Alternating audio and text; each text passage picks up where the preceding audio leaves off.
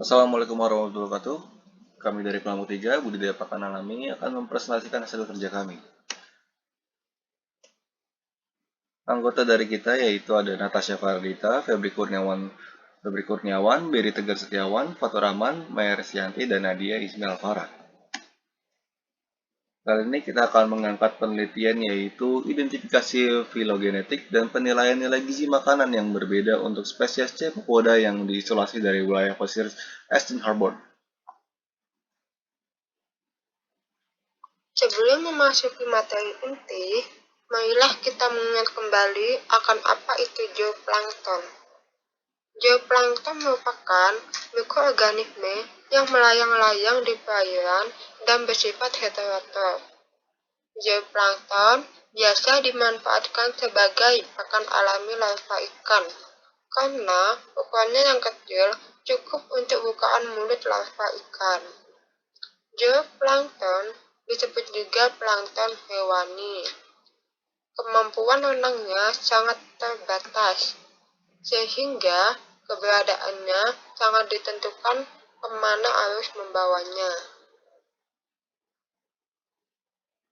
Berikut adalah salah satu contoh spesies zooplankton yaitu Cyclops. Spesies ini tergolong ke dalam ordo Copepoda dan habitatnya adalah dasar perairan ataupun berasosiasi dengan makhluk lain. Copepoda berenang dan berpindah secara horizontal maupun vertikal, di mana pada siang hari bergerak ke dasar dan pada malam hari berenang menuju permukaan air.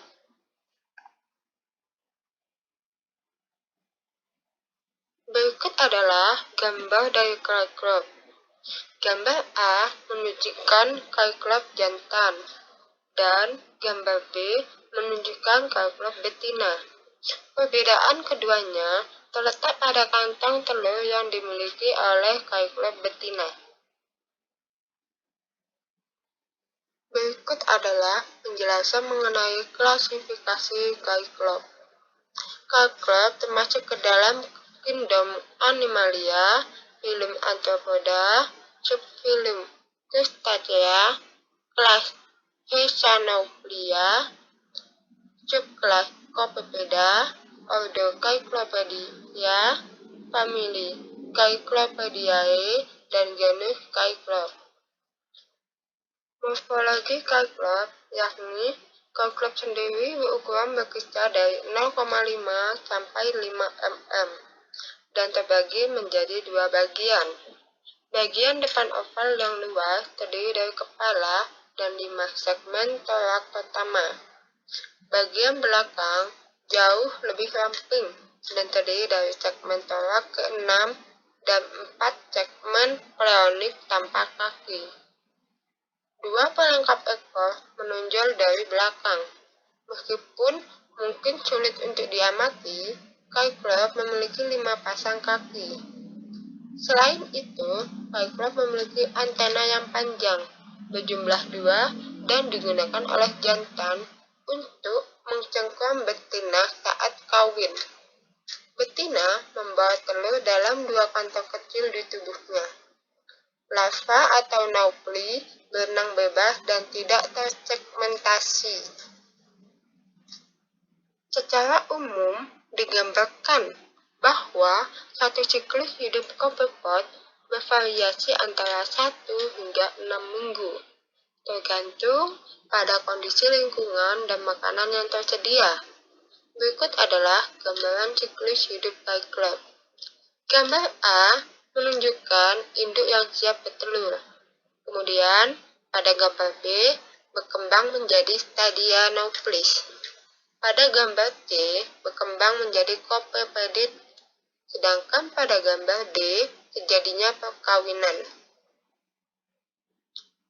Nauplis merupakan larva Cyclops yang hidup di sepanjang perairan tawar maupun payau. Stadia nauplislah yang cocok digunakan sebagai pakan larva ikan. Hal ini dikarenakan ukurannya yang pas dengan bukaan mulut larva ikan. Berikut adalah gambaran dari larva Cyclops. Nauplius memiliki ciri individu yang berukuran setengah sampai 5 mm. Hidup di sepanjang perairan yang tertutup tanaman dan terdapat air mengalir, memakan pada fragmen kecil dari bahan tanaman, hewan, atau bangkai, serta memiliki kapasitas untuk bertahan hidup dalam kondisi yang tidak cocok dengan membentuk sebuah jubah lendir. Setelah dari tadi membahas Cyclops, kira-kira apa saja ya kandungan nutrien dan peran dari Cyclops itu sendiri? Cyclops atau Copepeda kaya akan protein, lemak, asam amino yang sangat baik untuk pertumbuhan, meningkatkan daya tahan tubuh, dan mencerahkan pigmen warna yang tinggi pada ikan dan udang. Keunggulan lainnya yakni kandungan DHA-nya yang tinggi dapat menyokong perkembangan mata dan meningkatkan derajat cintasan larva. Demikian juga kandungan lemak polar yang lebih tinggi dibandingkan dengan artemia, sehingga dapat menghasilkan pigmentasi yang lebih baik bagi larva ikan. Nilai gizi Copepeda lebih tinggi dibandingkan Latifer, karena Copepeda menyimpan protein dan asam lemak dalam ototnya. Hal ini menjadikan Copepeda menjadi salah satu pilihan sebagai pakan alami dalam budidaya. Kandungan gizi pakan alami sangat dipengaruhi oleh media tempat hidupnya. Oleh karena itu, pengkayaan pada media kultur pakan alami seringkali harus dilakukan agar komponen penting yang dibutuhkan oleh larva dan tidak tersedia secara memadai dalam tubuh zooplankton dapat terpenuhi. Pengkayaan biasanya dilakukan dalam meningkatkan kandungan asam lemak tak jenuh, asam amino, dan vitamin. Pengkayaan nutrien pada zooplankton dilakukan untuk memberikan tambahan nutrisi pada plankton sebagai pakan alami yang nantinya akan dicerna oleh ikan.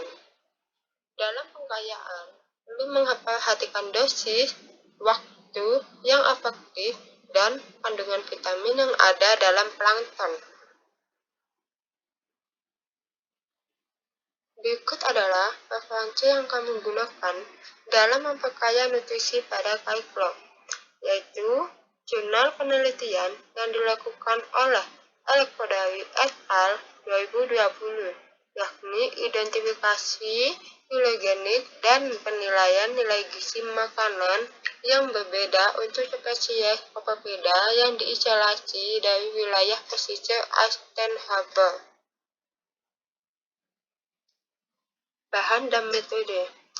Bahan yang digunakan adalah hewan uji Cyclops yang diperoleh dari hasil kultur dari tangki pemeliharaan larva yang dibudidayakan pada suhu 17 sampai 23 derajat Celcius dan salinitas 35 ppt di Marine Hatchery, Divisi Aquaculture, Institut Nasional Oceanografi dan Perikanan, Alexandria, Mesir.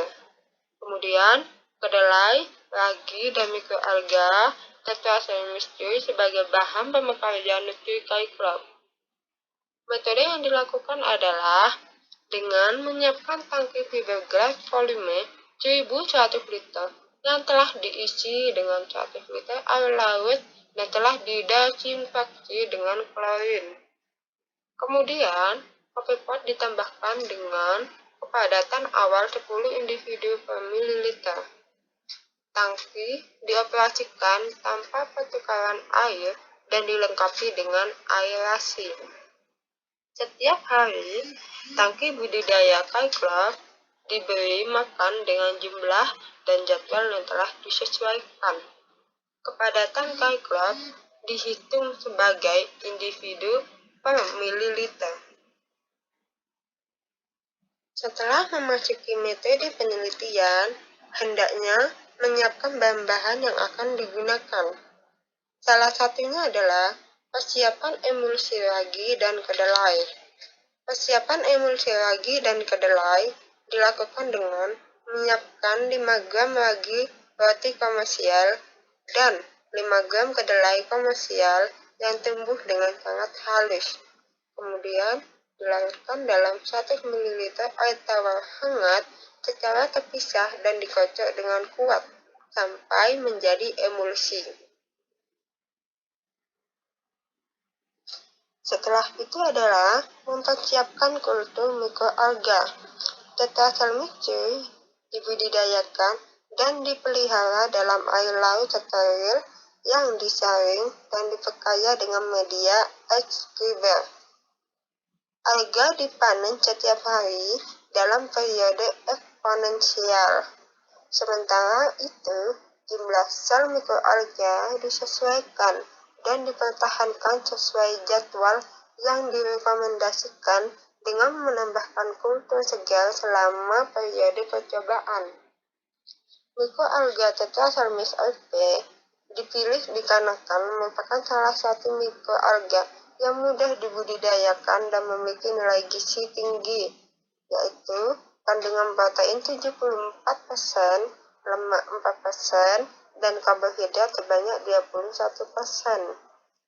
Tingginya kandungan protein tersebut menjadikan Tetrasalmis sp sebagai pakan alami yang potensial bagi zooplankton.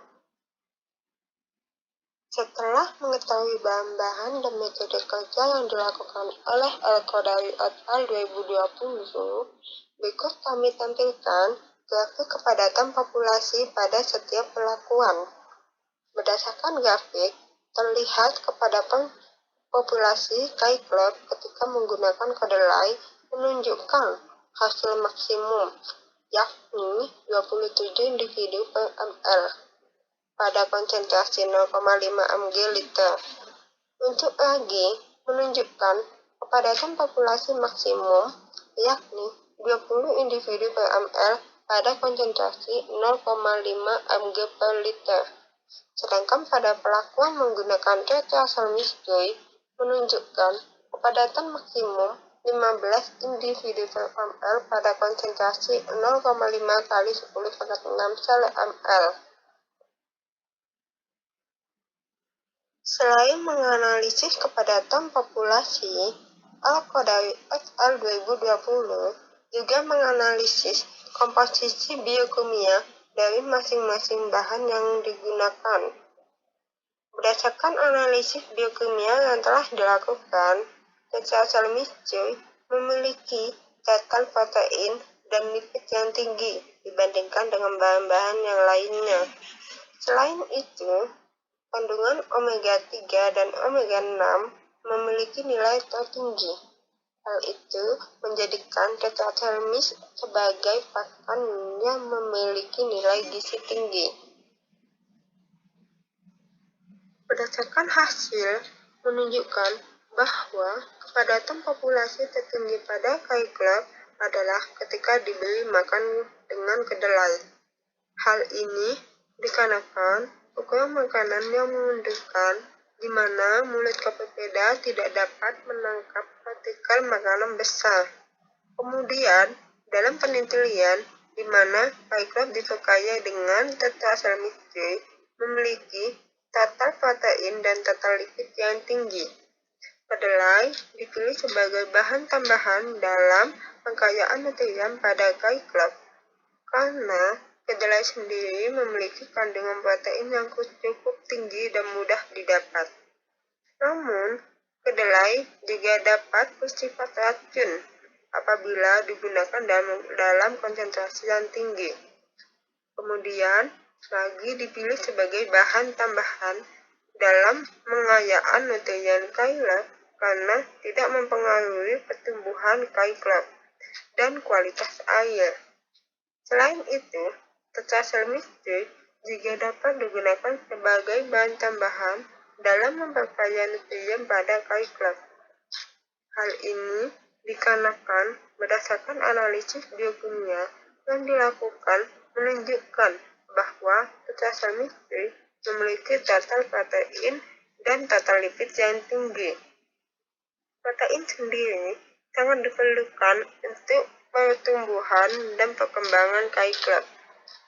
Hal ini didukung oleh pernyataan Maciej Sancho et al. 2014 yang melaporkan bahwa mikroalga memiliki protein dan asam amino yang tinggi dibandingkan dengan protein pangan yang lainnya. Selain itu, tetrasalmistri juga mengandung omega 3 dan 6 yang sangat bermanfaat sebagai sumber energi dan reproduksi sapi perah. Berdasarkan penelitian yang telah dilakukan oleh Al-Qadari et al. 2020, kita dapat menarik kesimpulan bahwa pakan kedelai mencapai kepadatan populasi tertinggi, yaitu 27 individu per ml. Pakan tetrasalmistri menunjukkan kandungan maksimum asam lemak, omega 3, dan 6 yang dapat meningkatkan nilai gizi dan copeprat. Oleh karena itu, dari penelitian ini merekomendasikan untuk penggunaan kedelai sebagai pakan utama dan tetrasalmistri untuk pemenuhan kebutuhan nutrisi.